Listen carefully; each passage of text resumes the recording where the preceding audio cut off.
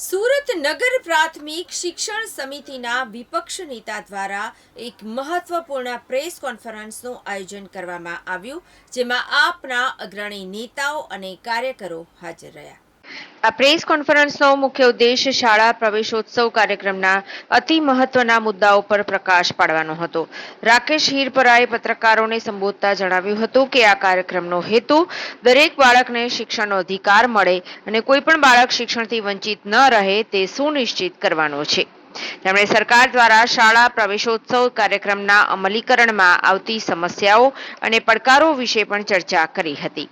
હીરપરાએ આ કાર્યક્રમની સફળતા માટે સમાજના દરેક વર્ગ, શિક્ષકો, વાલીઓ અને સરકારી તંત્ર વચ્ચે સહયોગની જરૂરિયાત પર ભાર મૂક્યો હતો. તેમણે શિક્ષણના સ્તરને સુધારવા અને સરકારી શાળાઓમાં વધુ સારી સુવિધાઓ પૂરી પાડવા માટે કેટલાક સૂચનો પણ રજૂ કર્યા હતા. આ પ્રેસ કોન્ફરન્સમાં આમ આદમી પાર્ટીના અન્ય અગ્રણી નેતાઓ અને કાર્યકરો પણ ઉપસ્થિત રહ્યા હતા. પ્રદેશ સંગઠન મંત્રી રામભાઈ અને સુરત મહાનગરપાલિકાના વિરોધ પક્ષના નેતા પાયલબેન છે.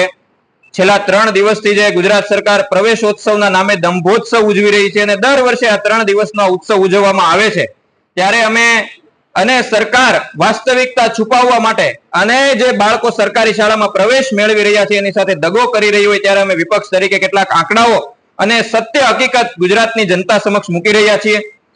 અત્યારે 6 થી 7 વર્ષના લગભગ 1.39 કરોડ 1 કરોડ 39 લાખ બાળકો ગુજરાતમાં છે, પણ એમાંથી 33 લાખ બાળકો છે શાળા સુધી પહોંચી જ નથી શકતા. આના માટે સરકાર શું કરી રહી છે? 2022-23 ની સરખામણીએ 2023-24 માં 1.30 લાખ બાળકોએ સરકારી શાળામાંથી પ્રવેશ ઘટાડ્યો છે અને 1.27 લાખ નવા બાળકોએ ખાનગી શાળામાં પ્રવેશ વધાર્યો છે. આના માટે સરકાર શું કરી રહી છે?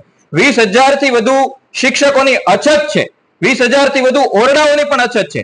2500 થી વધુ શાળાઓ ગુજરાતમાં એવી ચાલી રહી છે જે માત્ર ને માત્ર એક શિક્ષકથી ચાલી રહી છે. સુરત શહેરમાં શિક્ષણ મંત્રીના પોતાના શહેરમાં ખડસત, વાલક, ભાદા, ઉંબેર, આ બાજુ ઈચ્છાપોર ને એ બધા વિસ્તારોમાં ચાલ્યા જાવ તો આજે પણ પતરાની જર્જરિત શાળાઓમાં બાળકો અભ્યાસ કરી રહ્યા છે, ખુલ્લા મેદાનમાં બાળકો અભ્યાસ કરી રહ્યા છે અને એક શિક્ષકથી ચાલતી શાળાઓ છે.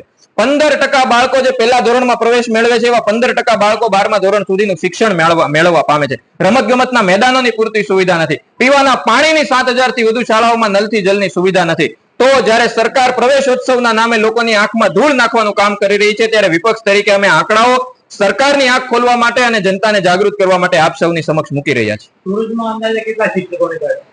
સુરતમાં અંદાજે કાયમી શિક્ષકોની વાત કરીએ તો સુરતની 400 નગર પ્રાથમિક શિક્ષણ સમિતિની શાળાઓમાં મળીને અંદાજે 1500 થી વધુ કાયમી શિક્ષકોની અછત છે. સરકાર ગેસ્ટ ટીચરો મૂકીને કે આ કરાર આધારિત શિક્ષકો મૂકીને પ્રજાની આંખમાં ધૂળ નાખવાનું કામ કરે છે, પણ 1500 થી વધુ કાયમી શિક્ષકોની અછત છે.